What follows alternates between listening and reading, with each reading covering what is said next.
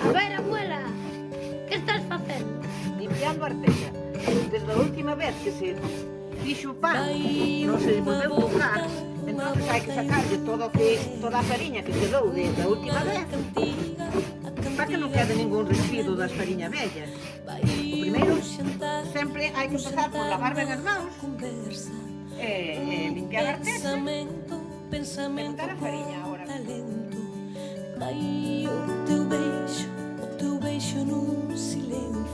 Pois mira, me recordo que cando cocíamos, facíamos a empanada, que estaba moi rica, con cosas da casa, e os pais, pois moi ben, na miña casa sempre se compraba empanada. Aunque daquelas non había moitas posibilidades.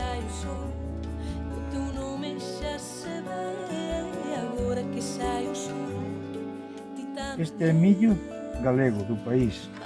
Cultivamos de sempre para os nosos pochos, para as fritas e todo. Non ten nada de produtos, nin é transgénico, nin nada de nada. Aquí tiña un invernadero miña nai, jubilouse, e para non deixar a terra para que non fora a monte, pois decidín eu montar estes invernaderos novos. Lo abrió nuestro padre cuando nuestro padre estaba soltero. Aún estaba soltero nuestro padre cuando empezó esta iniciativa. Pues fue en el año 75. En el año 1975. Y después nosotros desde los 14 años, no sé, 14, 15 años empezamos aquí a ayudar, a trabajar en la empresa familiar, todo eso. Nos gustó. Nos preparamos, o sea, estudiamos. Pois mira, non teño que eu sepa ningún cociñeiro na miña familia, nin meus pais, meus avós, tíos, e mira que teño unha familia grande, pero son o único que se dedica profesionalmente a isto. Xurdiu por casualidade, certo é que eu de pequeno era moi bon comedor, gustábame moito enredar nas labores da casa, do campo, pois coa matanza, coas cousiñas que se facían na cociña, sempre andaba enredando por ali, pero xurdiume de casualidade por non ser moi bon estudiante. E cando rematei, pois, daba a circunstancia de que, bueno, hoxe meu marido daquela mozo, el era o propietario do negocio, el precisaba unha man e casi que sin querer empecé aquí, porque sempre me gustou a cociña e aquí me quedei, e aquí seguimos. Este año coincide que cumplimos 70 años e soy tercera generación, así que bastante familiar. Empezou miña nai no ano 1995 e, bueno, a raíz da enfermedade dela no 2002, 2003, pois empecei o invernadero a levar eu. Cando nosotros de pequeno, dado que levamos toda a vida metidos na hostelería, sempre estuvemos traballando tanto no bar, no comedor, na cociña, pero os recordos máis bonitos que teño é estar traballando con miña mãe na cociña.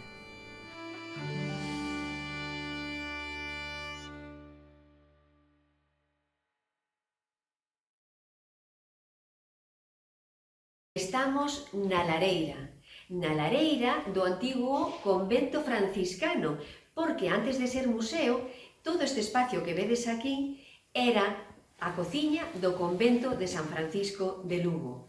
Entonces, cando se converteu en museo en 1957, musealizamos a cociña como se fora unha cociña tradicional galega, pero, obviamente, non é unha cociña común, é unha cociña pensada, pois, igual que as dos tipos de cociñas dos pazos. Esta é unha cociña donde se conservaban os alimentos e se cociñaba para todos os frades que estaban aquí vivindo, logo pasábanse por un huequiño que había por aí, que é como un pasaplatos, e comían no receptorio, que é por donde entrástedes. Entonces, esta lareira, vedes que está soportada aquí con unhas columnas importantes, talladas.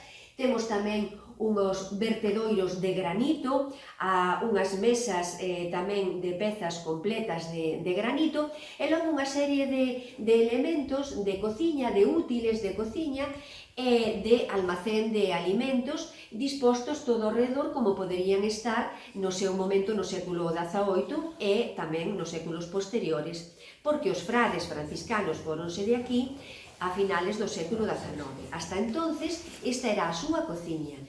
Os elementos que tedes todo alrededor noso, os elementos accesorios, os útiles da cociña, están realizados fundamentalmente en que materiais? Pois, obviamente, nos materiais que había daquela época, que eran ferro, como todo este conxunto de tixolas, e logo tamén en barro, como os pratos, que daquela tamén eran casi todos de madeira ou de barro, e logo tamén temos o uso da madeira para os estantes, o uso do cobre ou do bronce tamén para outras cuestións, como por exemplo as sellas de guardar a auga, etc. etc. A cociña que tiñamos antes era a típica que había en todas as casas de campo, era a cociña de lareira. A hora do vasoiro feito, clavámoslo aquí para despois barrer o forno.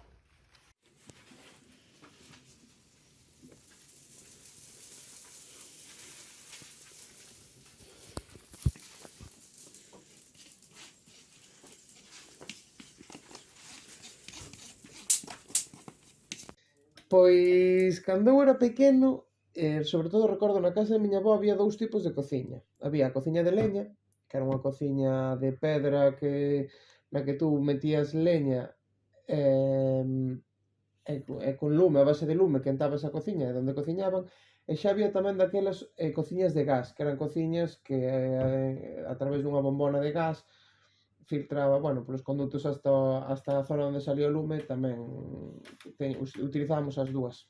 Bueno, vou adaptando a ela, pero gustame máis a bella tecnoloxía, a de antigua, xa non digamos a da lareira. Mira, agora vou quitar a brasa toda que ten, e aquí na boca do forno hai unha boquiña que para marchar a brasa toda para baixo. Quita a brasa todos os brasados que chama. Realmente o máis importante pode que seña a lareira.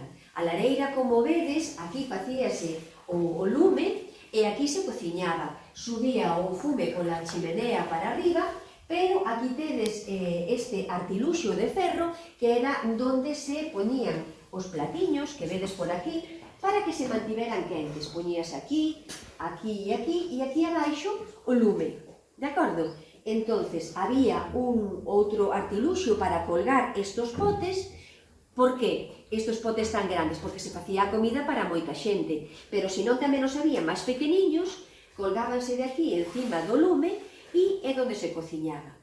Pero non era solamente donde se cociñaba, era tamén donde se alimentaba. Aí abaixo, debaixo dun banco, que vedes como unha xaula, aí era unha capoeira. Ali alimentábanse os pitos ou os capós. Estaban ao calorciño e criábanse aí para despois tamén servir como fonte de alimento. Pitos e pitas con galo para poñer os ovos, para recoller, temos conexos e temos os porcos. Pois daquela o pan que facíase na casa, e facían os veciños, cada casa que facía o seu. E incluso prestábase un a outros, uns veciños a outros, se acababan e non tiñan, pois, mentras non cocía o seguinte veciño, e tamén buscaba o fermento nas casas do veciño, para, non sabes, o último que cocía deixaballe o fermento a que cocera despois. Bueno, hai que sempre desfacer primeiro o lévedo, e despois ilo mezclando ca fariña que botamos, e irlle botando auga, hasta que o pan que se vexa que xa se traballa moi fácil e que quede máis ou menos blando, non demasiado, porque senón tampouco non se dá tendido despois, non se dan feitos panes despois. Pois era a cociña de lareira, que tiña as brasas no suelo, aquelo era moi antigua, claro, moi antigua. Agora é distinto totalmente, cambia moito. Vías o lume fora, claro, facías o lume ali encima dunhas pedras ali. E que iba colgado como un pote, iba colgado un pote colgado encima da... Iba colgado o pote, e claro, era unha cousa antigua de todo. Para conter líquidos, aceite, viño, vinagre... Claro, porque teñen así, os ser líquidos, teñen a parte de arriba a embocadura máis pequeniña. Sin embargo, esta que temos aquí, que ten a embocadura tan amplia, tan aberta, servía para, despois da matanza, pois utilizar a carne para e aquela dali, que está ali debaixo tamén. Chámanse barbeñóns e servían para amasar, sabedes o que é a zorza, verdad? Para amasar a zorza nas matanzas, depende se había que adobar máis carne ou menos, e facer, sería parecido ás palanganas do hoxendía ou a este tipo de recipientes que naquele momento non había plástico, por eso facíase de barro cocido. Sempre hai ese debate de se a cociña tradicional ou a cociña moderna, nunca o entendo, hai tempo para todo, aparte que unha non se sustenta sin a outra, a cociña moderna sin unha base tradicional non ten xeito, vale? Non podes, sería empezar polo tellado, non? Facer cociña moderna sin non ter unha base tradicional de fondos, de caldos, de historia, de experiencias, de recordos, con eso se construye unha cociña moderna, creativa ou chamalle como queiras, pero actual, se me permites, pero sin esa base tradicional é imposible que exista. Ahora uns pimentinhos de padrón,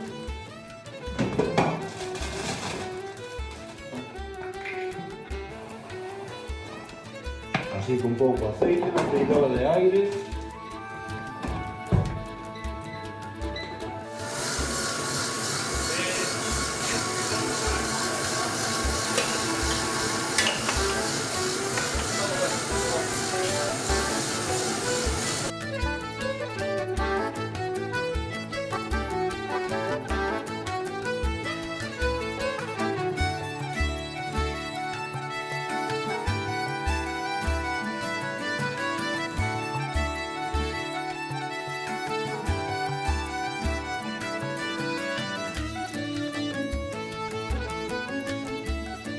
Home, si te gusta cocinar, te da lo mismo cocinar unos espaguetis que un fritón, ¿no? Así que en sí da lo mismo, pues hay que saber de todo. Es igual, mira, es igual que ahora que dicen, es que hay que hacer, bueno, no sé si sabéis, espumas y te sabéis lo que es eso, ¿no?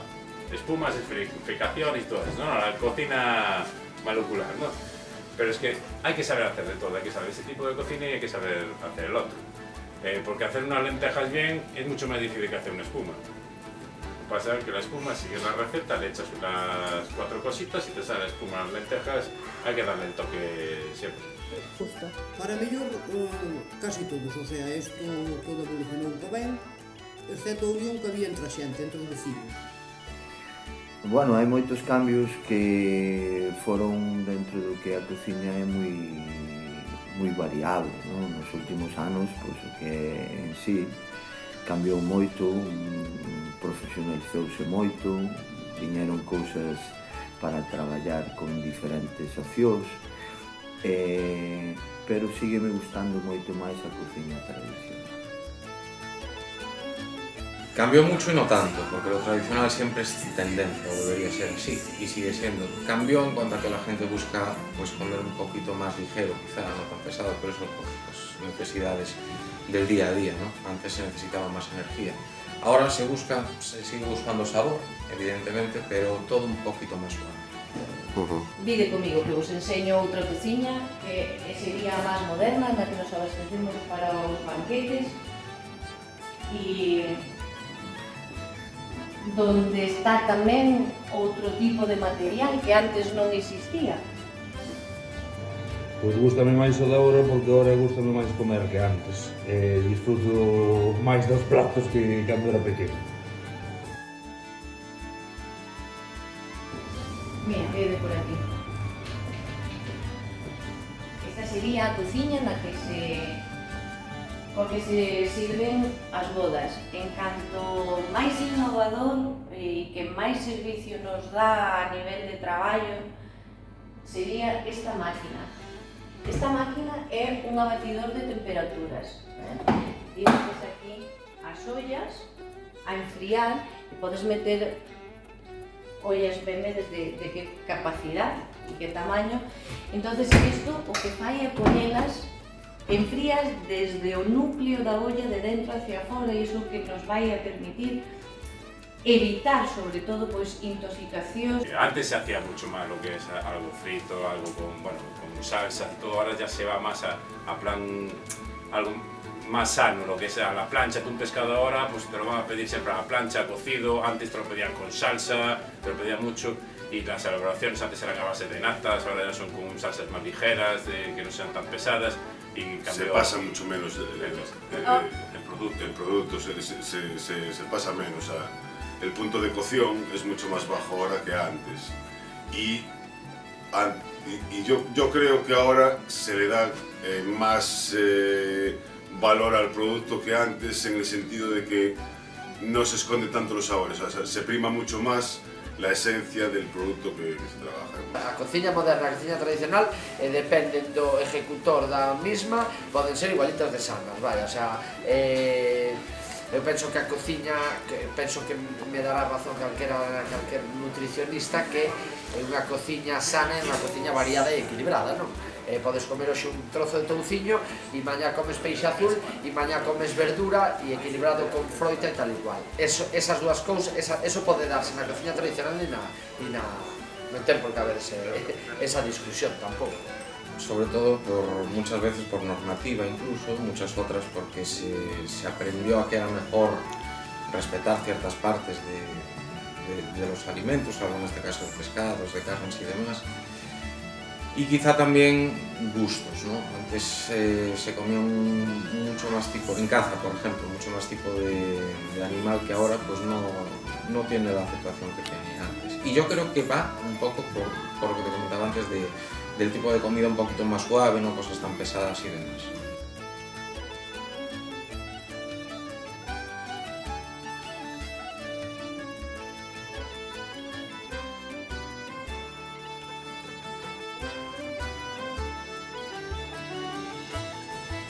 Sí, pero la gente hoy en día está más preparada, se interesa más, es más inquieta en aprender, pues eso, en saber las temporadas de los productos, de cómo se preparan, de todo, tanto en temas de nutrición.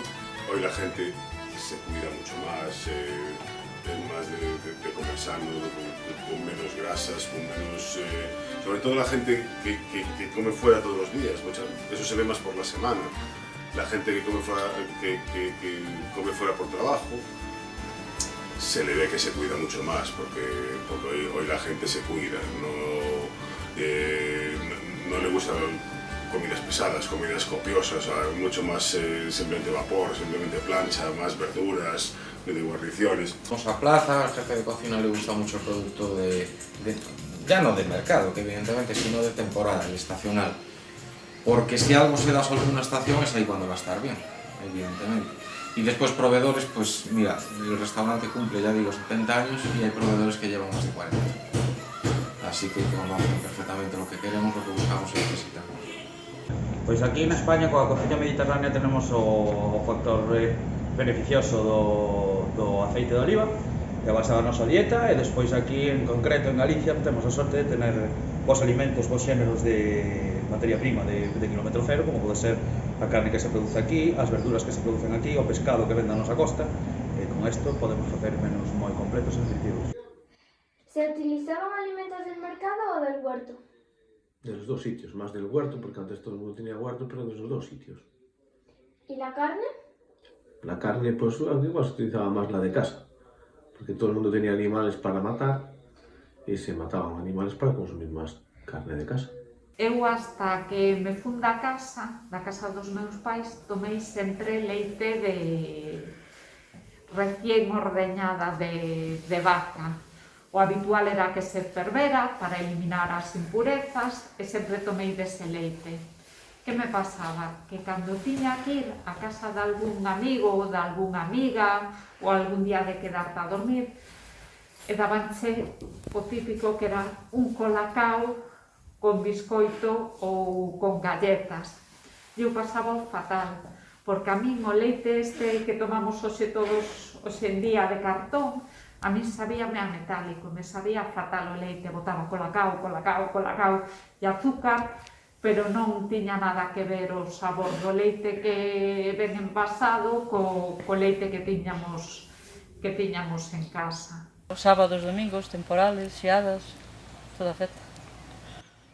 En Casa Grande de Xanceda usamos a tecnoloxía dun xeito que vos pode parecer intuitivo, como por exemplo, pois na sala de ordeño ou nos tractores, pero tamén doutros xeitos que non poderíades imaginar. Por exemplo, as nosas vacas son vacas wifi, levan un podómetro na súa pata que nos permite saber se están namoradas ou enfermas en función dos pasos que dean. O noso equipo de mastíns que se encargan de coidar as nosas vacas levan colares con GPS para que nós tamén os poidamos ter localizados e ver por que zonas se moven. Agora mesmo estamos nun proxecto de datos que se chama Machine Learning for Milk, que nos permite facer unha compilación a nivel macro de datos da nosa granxa para mellorar eficiencias. Polo tanto, hai moitos cambios respecto a cando comezou a granxa al ano 1968. É verdad que a tecnoloxía nos axuda moito, pero non podería haber tecnoloxía sen o maravilloso equipo humano que sustenta Casa Grande de Xanceda. No inverno lle deixo de vacacións e lle dou as vacacións. E no verán si, os dous me veñen a botar unha man. O pequeno ten 13, ou vai facer 13, ven menos tempo, a maior xa ven máis a miúdo.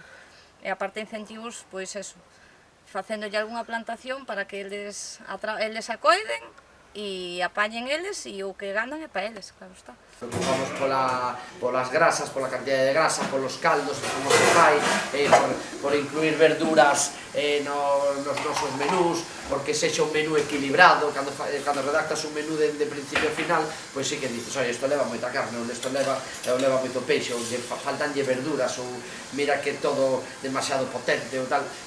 Procuras que seña equilibrado, non? Se intenta darlle aos rapaces, tanto rapaces como profesores, porque o menú é único para todo o colexio, pois cada semana unha vez pescado blanco e azul, ou seja, o pescado blanco normalmente pois serón e lubina e merluza, e o pescado azul case sempre ou marraxo ou atún. Así 2 días a semana comen pescado con diferentes tipos de ácidos de proteínas do pescado, azuis e blancas, omegas e todo isto. Despois procúrase facer terneira e cerdo e polo. Cos hidratos temos moito cuidado, evitamos as frituras polo tema das calorías que ten as frituras, facemos moitas cousas ao forno. Eu penso que o menú é bastante saludable e nutritivo. Mira, nós normalmente traballamos con pequenos produtores. Traballamos de quita, a fariña non, que ven unha fábrica de Zaragoza, pero despois todo o resto ven de pequenos produtores, da carnicería, da froitería. Los centollos los cogemos de Costa da Morte para abajo, que lo que es la Villa Cedarós y todo por ahí. Después las nécoras y el bogavantes y eso lo cogemos de la parte norte, lo que es de Coruña hasta Ribadeo, por la Mariña, lo cogemos por aí.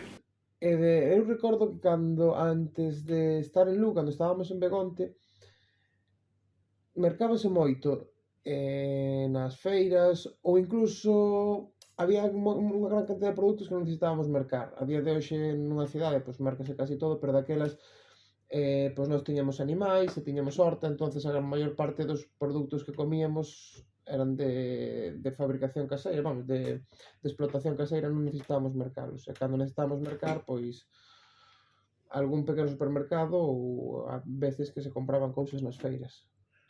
Pois facíamos o caldo, facían o caldo as nosas mamás, facían o caldo, as nosas avós facían o caldo, as miñas avós, e comíamos o caldiño cando viñamos coas vacas, e unha pouca leita atrás tamén, e carne, e xamón, así, era o que comíamos, que non había as cousas como agora.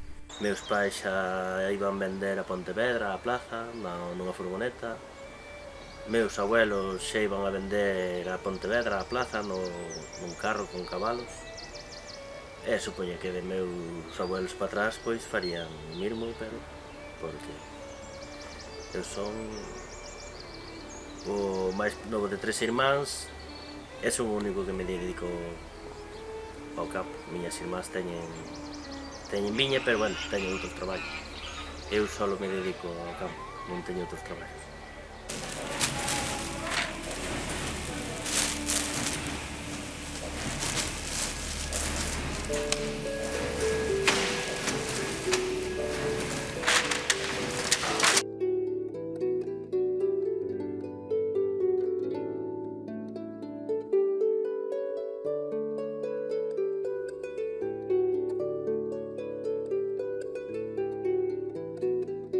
cousa eran os cachelos, era o que máis se comía. Llamaban cachelos unhas patatas.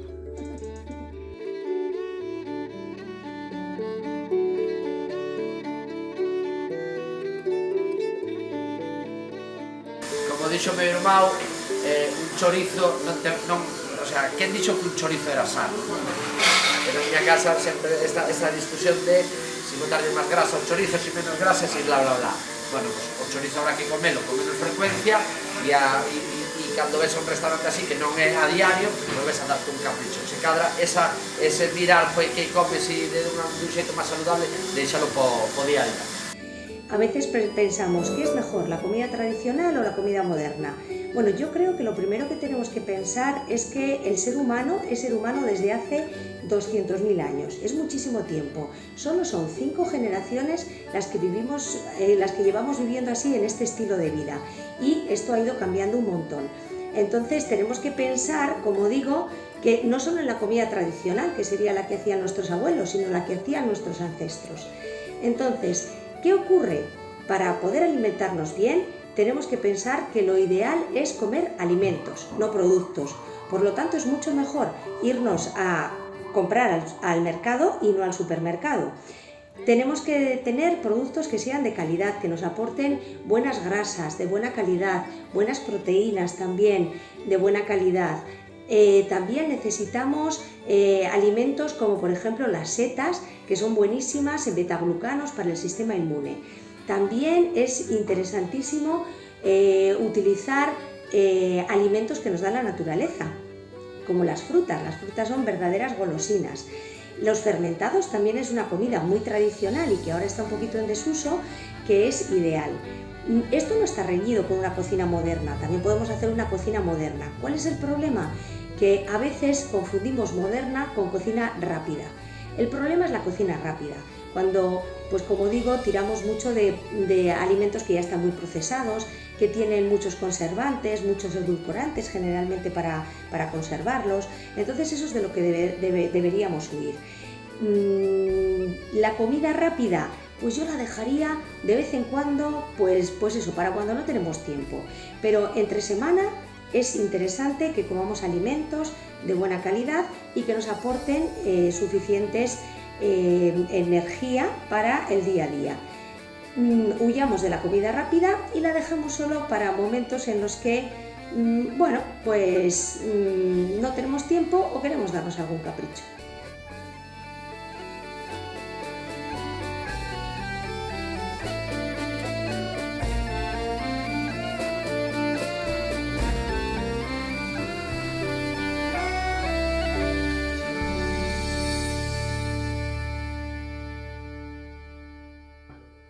Antes no se comía tanto producto precocinado y cosas de eso, se comía todo más natural. La nutrición de esos alimentos, pues yo creo que es, si no nula, incluso desfavorable.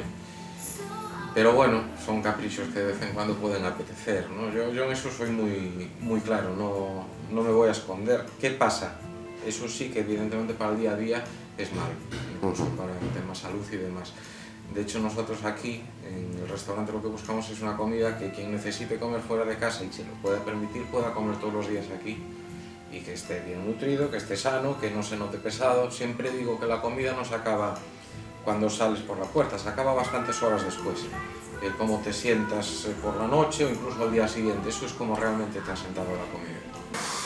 Mira, dixo unha vez, escoitei a Sergio Arola, falou moi ben.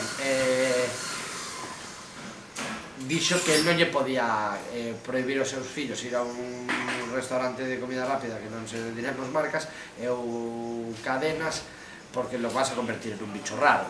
O que tes que facer é que vaya, pero ao mesmo tempo facerle disfrutar dunhos trigueros, dun merluza do pincho, dunhos mexillóns, dunhas verduras ben feitas, e el, cando pos a disposición todas esas cousas, despois, cando pasen os anos, verá que é o bon, non? Pero que non ten xeito de privar o teu fillo de eso e convertirlo nun bicho raro, non? O sea, pareceume bastante acertado. Eu, por exemplo, se tuvera fillos, trataría que escapar, prohibirlo non, tratar de convencelo e tratar de amosarlle outro camiño, non? e el que co tempo se dera cuenta do que, bueno, así nos pasou a todos, non? Comemos mierdas, entre comillas, cando éramos pequenos, bollerías, el outro, golosinas, e os que tuvemos a suerte de ter unha familia na que se preocuparon por darnos de comer ben, ou estar cerca da aldea, ou cerca da horta, ou cerca desas cousas, hoxe valoramos eso, e deixamos eso de lado. Se cadra hai unhas costumbres que o preocupante sería seguir con esa cociña, como le chamamos, industrial, de cadenas de comida rápida, perpetuada no tempo, sin outras opcións, non?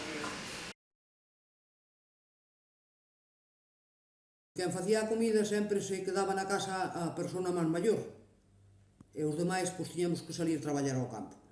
Pois primeiro comía meu pai, que era o que antes chegaba a casa, logo saliu do colegio comía eu, e logo chegaba a miña nai e facía a comida para ela. A nós facíanos a comida a miña tía boa, sempre. Para de comer, todo dependía do traballo que houbera no campo. En tempos de inverno, pois máis ou menos había unhas horas fijas de comer, dependía tamén das costumbres de cada casa, nunhas casas comías a unha, noutras ás dúas, pero en tempos de brao, eso sí que xa era moito máis complicado. En tempos de brao, había que facer o traballo todo á mão, maquinaria non había, entonces, pois dependía, unhas veces comíamos a unha, outras veces comías ás 4. O xeo que se traía de lonxe, pero era moi difícil de conseguir, non existían os helados daquela. Entonces, os helados industriales me refiero. Bueno, o chocolate así de vez en cuando, sí que nos iban as nosas máis ás feiras e traíanos unhas tabletas de chocolate, de vez en cuando, non era tampouco todos os días, de vez en cuando. Ahora vamos, venga, vamos. Ahora vamos a poñer un papel por arriba, que antes, estes papeles ahora son moi prácticos. Antes a miña mamá poñelles unha berza. Iba á huerta, collía a berza e poñéllela por encima. Agora poñémoslle os papeles, que son moito máis prácticos. Na nosa infancia, na infancia dos adultos, aínda lembramos moitas cousiñas que hai por aquí, pero xa lembramos en segunda xeración. É dicir, xa miña mai non utilizaba moitas destas, pero eu recordo, por exemplo, a miña avoa utilizar esas nateiras, facer tamén mantequilla, recordo tamén como ela se ocupaba de todo o relativo á casa, a alimentación e a cociña, igual que tamén sempre fixo miña mai.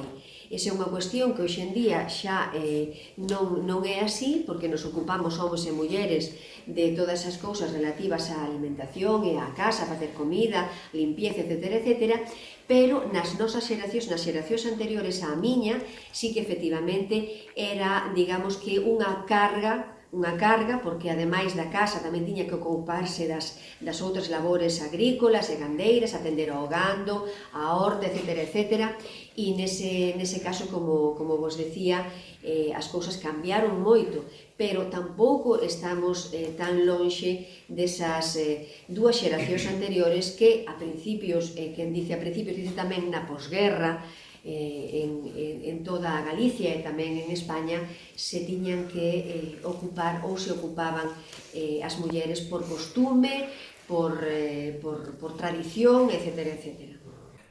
A verdade é que de quen aprendín eu sempre, estou moi orgulloso nos anos que levo, que son, na fin, eu como podo dicir que nacín detrás dunha cociña, a persona que máis me enseñou foi miña mai. Quen facía a comida da casa? Pois miña mai. Era a mesma que ia a comprala? Non, compraba meu pai, porque aquí pouco comprábamos, porque en realidad cosechábamos de todo. E pois o que sabía que comprar aceites e esas cousas iba meu pai, casi sempre. Bueno, eu creo que as diferenzas entre o xénero feminino e masculino existiron e existirán, e é unha pena. Vos vedes que se dan moitas estrellas Michelin, ou non tantas, e a maioría son de locais xestionados por homes. Realmente, mulleres con estrellas Michelin non é que haxa moitas, o cal non quere dicir que non as merezan, pero bueno, as mulleres tócanos e facer o de fora, o da casa Si és cociñeira, pois tens que traballar no teu traballo, tens que chegar a casa moitas veces e facer as cousas da casa, e entón os homes, eu creo que isto é algo que está moi arraigado aí, que agora, afortunadamente, se vai deixando máis de que se xa así, os homes axudan máis e fan máis cousas, pero a muller non ten tanto tempo libre como pode ter un home, e non malinterpretedes, porque agora mesmo non é así, pero axudades moito máis os nenos, as mamás e todo, e estás educando diferente, afortunadamente, pero creo que máis ben unha razón cultural que arrastramos e que aínda non nos damos desprendido dela. Despois, bueno, o que nos quede é seguir loitando e peleando pola igualdad, que é o que debería ser. Igualdade en todos os aspectos, é dicir, tanto nos salarios como a cualquier nivel, non? Pero tampouco había un horario estable así, aquí nas aldeas. Pois unhas veces comías, pero casi sempre si sobra a mesma hora, merendábase, despois cenábase e desayunábase, claro. Todo o almorzo a ballar. ¿Quién cocinaba más antes? Las madres y las abuelas, más que los padres y los abuelos. E isto é moi importante porque a sociedade ten unha débeda impagable coas mulleres do rural que foron as que cargaron sobre os seus ombreiros a supervivencia deste medio. As mulleres rurais enfrontanse aos mesmos retos que as mulleres urbanas, pero con máis dificultades, posto que a falta de garderías ou de centros para maiores complican aínda máis a xa complexa tarefa da conciliación.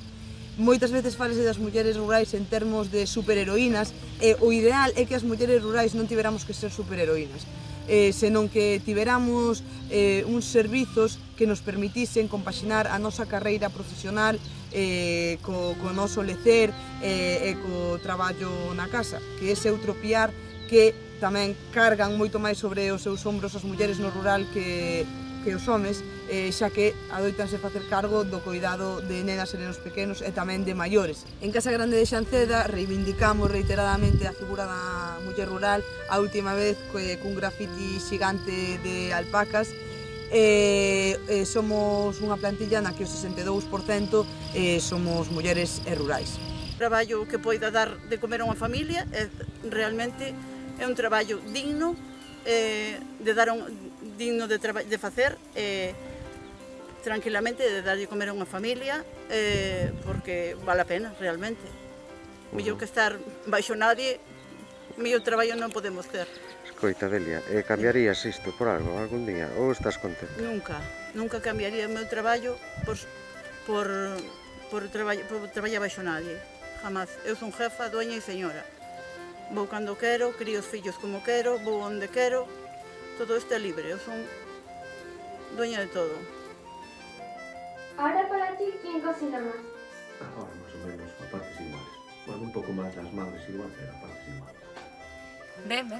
A ver, eu nunca tuve un problema na hora de traballar na cooperativa. Aparte, bueno, pues, levaban aí varios anos intentando para que entraran na directiva e levo 2 anos. E ben, non temos queixa.